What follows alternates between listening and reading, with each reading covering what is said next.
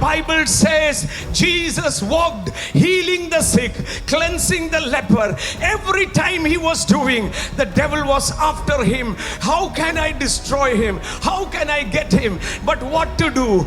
Every time Jesus said, I will die, I will rise up. He did not put a full stop after death. He said, I will rise up.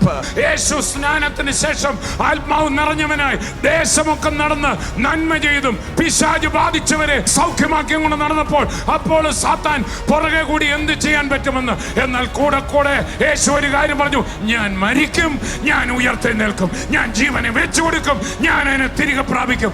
ഒരിക്കൽ പോലും എന്റെ കർത്താവ് മരിക്കുമെന്ന് പറഞ്ഞ് ഒരു full stop ഇട്ടില്ല. അതിന്റെ അപ്പുറത്ത് ഒരു ഉയർച്ച കൂടെ യേശു എപ്പോഴും പറഞ്ഞു.